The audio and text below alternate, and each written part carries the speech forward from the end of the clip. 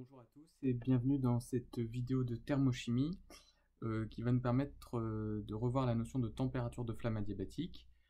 C'est une démonstration classique du cours de thermochimie et donc dans cette vidéo on va s'appuyer sur un sujet E3A MP 2016 pour calculer des températures de flamme dans deux cas différents. Ça va nous permettre de voir un petit peu les subtilités de la méthode et par la même occasion ça va nous permettre de revoir un certain nombre de classiques de thermochimie comme la calcul des enthalpies standards de réaction, de constantes de réaction grâce à l'enthalpie libre standard de réaction, d'utilisation de la loi de Hess, etc. Donc on va commencer par revoir la méthode générale de détermination de température de flamme et puis après on corrigera quelques questions du sujet E3AMP 2016 partie L. Donc voici le problème que nous nous posons. Nous avons initialement une enceinte dans laquelle on mélange du diazote gazeux et du silicium solide à une température initiale de 298 Kelvin sous une pression de 1 bar. Se passe cette réaction chimique entre le diazote et le silicium qui forme du nitrure de silicium Si3N4 et donc on a ici l'état final de la réaction. Et on sait que tout ça se passe dans un réacteur adiabatique qui n'échange pas de chaleur avec l'extérieur, il n'y a pas de transfert thermique reçu par notre système chimique, et sous une pression extérieure du système de 1 bar. La question que nous nous posons, c'est quelle est la température finale atteinte par le système. En fait, cette réaction, nous allons le montrer, est exothermique. Ça veut dire, alors on va le calculer tout à l'heure, qu'elle a un delta RH0, donc une enthalpie libre, non, une enthalpie standard de réaction qui est négative. Et le fait que cette réaction soit exothermique va faire chauffer le système chimique et on va apprendre à calculer ça avec la méthode de la température de flamme. Alors comment on traite cet exercice? Eh bien alors la méthode générale pour déterminer une température de flamme, on va la rappeler ici. Moi ce que je vous conseille, c'est de vous placer dans un diagramme température en fonction de l'avancement de la réaction. C'est de réfléchir comme ça et de vous dire qu'à l'état initial, vous êtes à un avancement de réaction qui est nul, puisqu'il ne s'est encore rien passé, et vous êtes à une température T initiale. Donc voici votre état initial. Et puis, une réaction se produit, ce qui fait que l'avancement va augmenter au cours du temps, et la température va évoluer. Alors imaginons ici un cas où la température finale est supérieure à la température initiale, ça serait le cas d'une réaction exothermique. L'avancement final, on va le noter que CF, et donc notre état final est ici.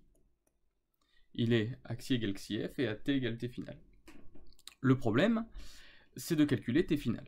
Alors, pour faire ça, la technique, c'est comme on travaille à pression constante, c'est d'écrire un bilan d'enthalpie. Alors, si on est en plus dans les conditions standards, on a l'enthalpie standard delta H0 égale Q, le transfert thermique reçu par le système chimique, puisque là, nous sommes en condition d'une transformation monobar ou isobar. Pour les deux, on peut écrire delta H0 égale Q. Et de plus, la transformation étant supposée adiabatique, on est dans une température de flamme adiabatique, le transfert thermique reçu par le système est nul. Donc toute la méthode de détermination de la température de flamme s'appuie sur le fait que delta H0, la variation d'enthalpie standard au cours de la réaction, est nulle. Le problème, c'est qu'on ne sait pas calculer delta H0 dans le cas général ici. Nous, ce qu'on sait calculer comme delta H0, par exemple, c'est le delta H0 pour un système qui subit une réaction chimique isotherme. Et dans ce cas-là, on peut dire que c'est delta RH0 fois xif. Mais ça, c'est uniquement pour une transformation chimique isotherme. On voit ici qu'entre là et là, la transformation chimique n'est pas isotherme. Donc on ne peut pas utiliser cette formule. Une autre formule qu'on connaît, c'est par exemple une formule qu'on a vue dans le cours de thermodynamique en physique, c'est qu'un système qui subit une variation de température, on peut écrire son delta H0 comme la capacité thermique à pression constante standard du système fois la variation de température du système. Mais ça, c'est pour un système dont la composition chimique est constante. Il n'y a pas de réaction chimique dans ce système. Or, ici, entre l'état initial et l'état final, il y a une réaction chimique, donc on ne peut pas utiliser cette formule. Alors, l'astuce, ça va être de décomposer finalement la réaction qui se passe en deux. H étant une fonction d'état, pour calculer sa variation, on peut choisir le chemin suivi par la transformation comme on le souhaite. C'est-à-dire qu'on peut imaginer ici un état fictif intermédiaire, de telle sorte que la réaction se produirait déjà horizontalement. Donc on passerait l'état initial à l'état final fictif intermédiaire avec un delta H0, 1.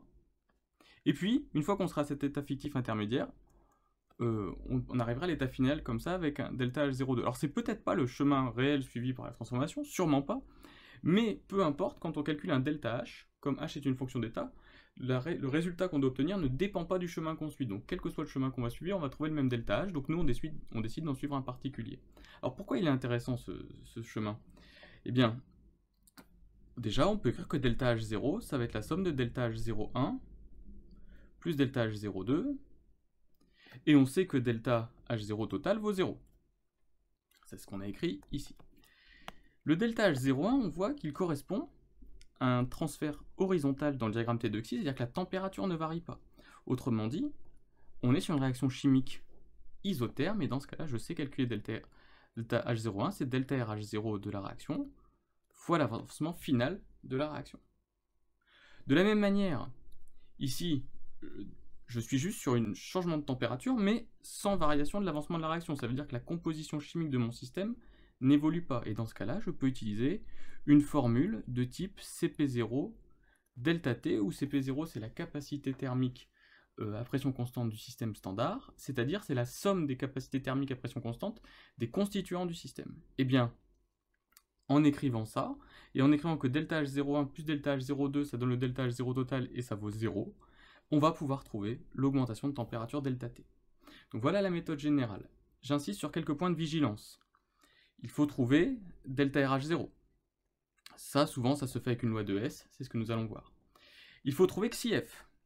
Souvent, nous devons supposer pour ça que la réaction que subit le système est totale.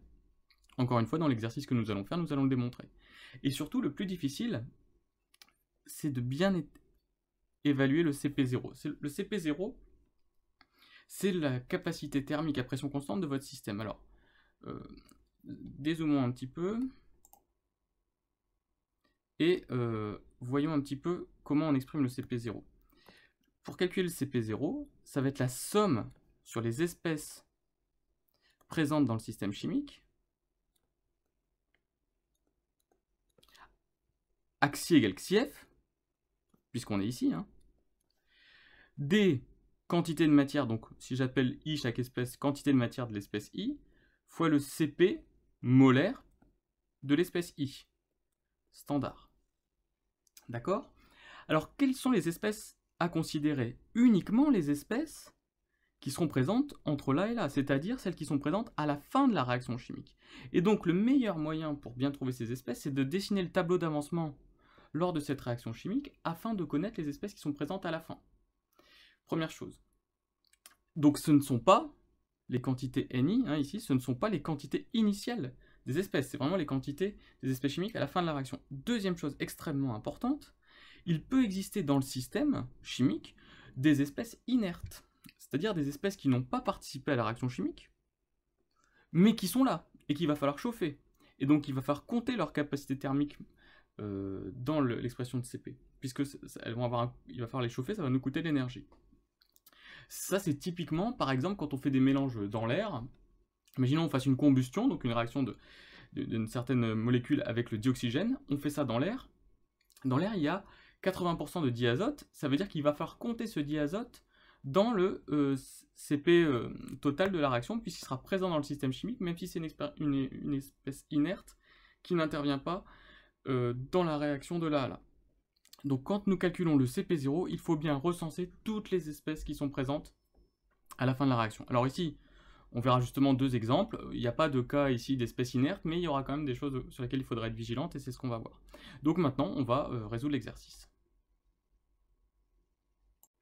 Donc dans un premier temps, il nous faut vérifier que la réaction est exothermique, et calculer son enthalpie de réaction standard afin de voir la chaleur que va dégager cette réaction. Donc on a rappelé la réaction ici, l'énoncé nous guide et nous demande déjà on va calculer l'enthalpie standard de la réaction, mais avant de faire cela, il nous demande que vaut l'enthalpie standard de formation du Si solide et du N2 gazeux.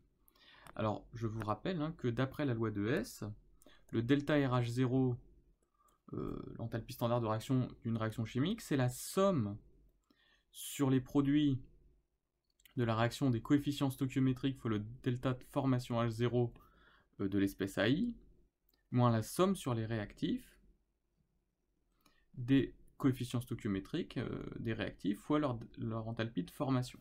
Alors comme c'est une écriture un petit peu lourde, on peut la simplifier en écrivant que c'est la somme sur produit plus réactif, donc sur toutes les espèces chimiques intervenant dans l'écriture de la réaction, des NUI, enthalpie de formation de l'espèce AI, où le NUI c'est le coefficient stoichiométrique algébrique qui est positif si on a affaire à un produit et négatif si on a affaire à un réactif.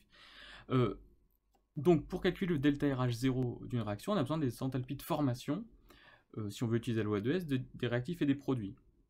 Que vaut celui de silicium solide et du diazote gazeux?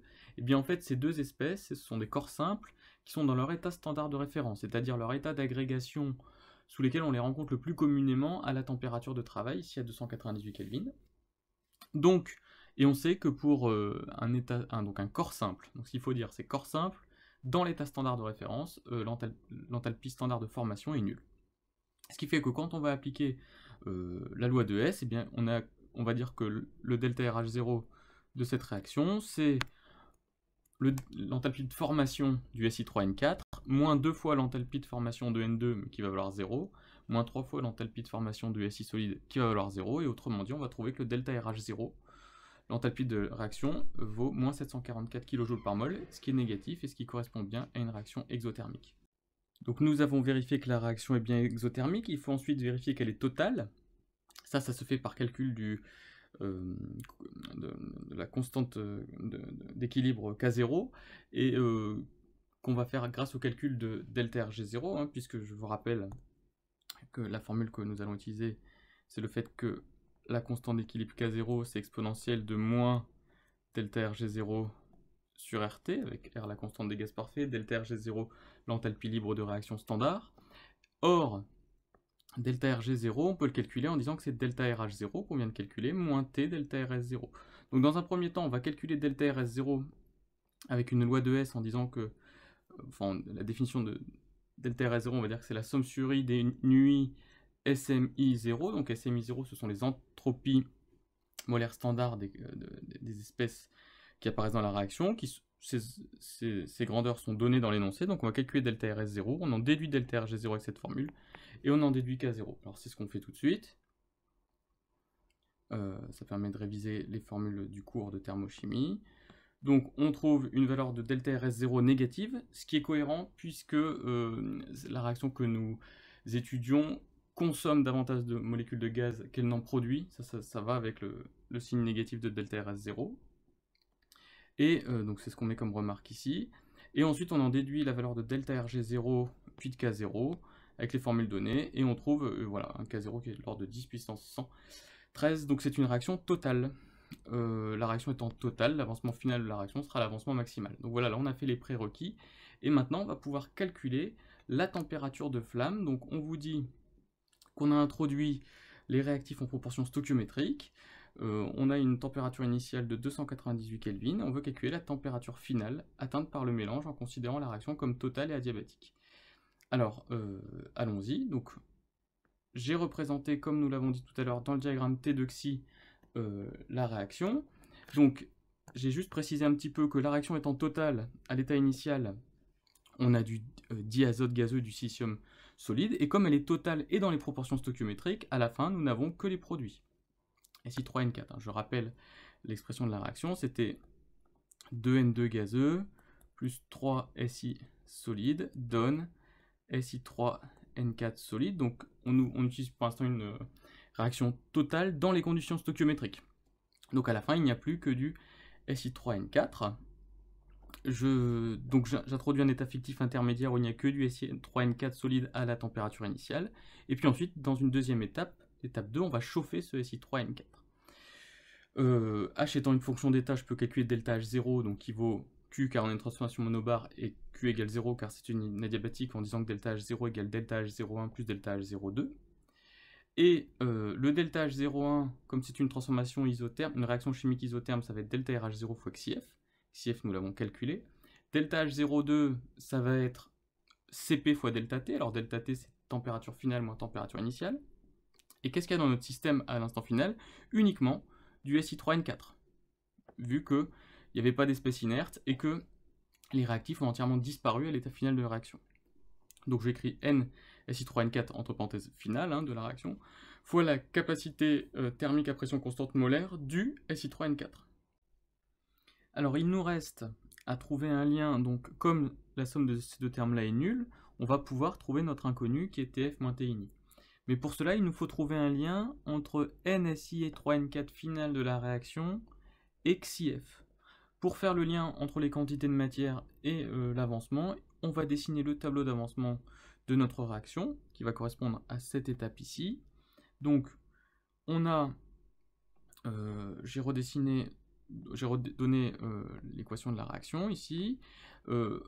Initialement, appelons, on est dans les conditions stoichiométriques, donc on a on peut écrire que NSI c'est 3 fois une certaine quantité, et N de N2 c'est 2 fois une certaine quantité, ça traduit les proportions stoichiométriques. N0 n'est pas connu ici, pour l'instant en fait on va voir qu'elle va se simplifier.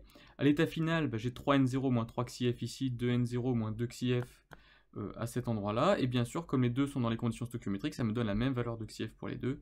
XIF égale N0 égale NSI3N4 final, ce que je cherchais. Donc XIF et NSI3N4 final sont les mêmes et valent N0. Donc, quand je réécris l'équation de 0 égale delta H01 plus delta H02, elle s'écrit de cette manière-là. Il reste à isoler T final. T final est ici, et on voit que les N0 ici et ici se simplifient, puisque la somme des deux termes donne 0. Et on trouve l'expression de T final, bien sûr avec un moins ici, car la réaction étant exothermique, delta RH0 est négatif. On trouve une température extrêmement élevée, de 8-10 puissance 3 Kelvin, qui a priori ici est peu réaliste. On vous demandait un commentaire dans l'énoncé. Et c'est pourquoi on va changer un petit peu le milieu réactionnel, et ça va nous donner un deuxième exemple de calcul de la température de flamme. Donc ce qu'on vous explique, c'est qu'en réalité, dans l'industrie, les réactifs ne sont pas introduits dans les proportions stoichiométriques.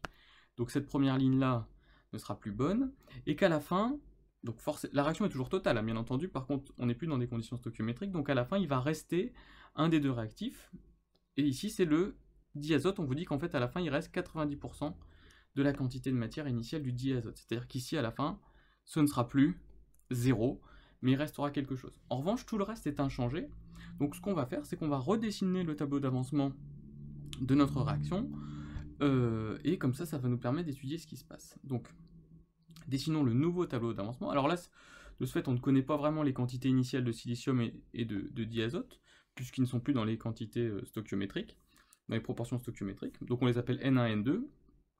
Initialement, on n'a pas de produit, donc 0 là. Et puis j'ai écrit mon tableau d'avancement, donc ici Ni, N1 moins 3 XIF, ici N2 moins 2 XIF. En revanche, je sais, d'après l'énoncé, qu'à la fin, il reste 90% de la quantité initiale, donc N2 moins 2 XIF vaut 0,9 fois N2. La réaction étant totale, ça veut dire que c'est SI qui est le réactif limitant, et donc on a N1 moins 3 XIF égale 0. Ça va me permettre de trouver XIF et de trouver une relation entre N1 et N2. NSI 3N4 final, d'après le tableau d'avancement, c'est toujours XIF. Et donc, j'en déduis déjà que XIF c'est N1 sur 3 grâce à cette équation-ci, et cette équation-ci, elle me permet de me trouver que N2 vaut 20 XIF, c'est-à-dire 20 N1 sur 3. Donc voilà, on a déjà trouvé une nouvelle relation entre N1, N2 et XIF, ça va nous aider dans les calculs, et il y a autre chose qui change. Si on revient dans le diagramme T de XI, donc on a étudié la réaction avec un tableau d'avancement, la réaction isotherme à Tini, on connaît son avancement XIF en fonction de N1. Mais maintenant, on doit s'intéresser au chauffage du système. Et je vous ai dit, ce qui est important, c'est de bien voir tout ce qu'il y a dans le système chimique à la fin de la réaction. Qu'est-ce qu'il y a dans le système chimique de là à là? Sachant que la réaction chimique n'a pas lieu de là à là, la composition est inchangée. Eh bien, il suffit de regarder la dernière ligne du tableau d'avancement. Il n'y a plus de silicium, mais il reste du diazote et du Si3N4. C'est-à-dire que là où dans la question précédente, on ne chauffait que le Si3N4, parce que c'était l'élément restant unique, ça c'est dans la question précédente, maintenant il faut aussi chauffer du N2, puisqu'il en reste 0,9 N2. Et donc, notre delta H01, donc le delta H01 c'était pour la première étape, delta H02 c'était pour la deuxième étape. Delta H01 qui valait delta RH0 fois XIF vaut désormais delta RH0 fois N1 sur 3. Mais le delta H02, il faut chauffer le diazote. Donc on prend sa capacité thermique à pression constante molaire, qu'on multiplie par le nombre de moles à l'état final de N2, c'est-à-dire 0,9 N2. Et on chauffe également le Si3N4, dont le nombre de moles à l'état final est XIF, et qui subit aussi la variation de température TF-TI. Et donc delta H01 plus delta H02, c'est toujours le delta H0 total qui vaut Q, car on est sur une monobar et qui vaut 0, car on est dans un réacteur adiabatique. Et donc, bah ça y est, maintenant il n'y a plus qu'à isoler T final, et en fait encore une fois vous allez avoir plein de choses qui se simplifient grâce aux relations qu'on a écrites ici. Et on trouve que en raison du diazote qu'il faut chauffer également, qui apparaît ici au dénominateur, la température finale atteinte par le système est nettement plus faible que celle qu'on avait vue initialement, et donc cette température de 1,5 10 puissance 3 Kelvin, qui est encore élevée, mais sera peut-être plus facilement supportable par le réacteur industriel, et donc c'est pour ça qu'on a choisi de ne pas travailler dans les conditions stoichiométriques. Donc voilà pour cet exercice qui résume la température de flamme. Soyez vraiment vigilants sur la composition du système à l'état final, c'est ça qui est souvent la grosse difficulté, la grosse source d'erreur lors de la résolution de ce genre d'exercice.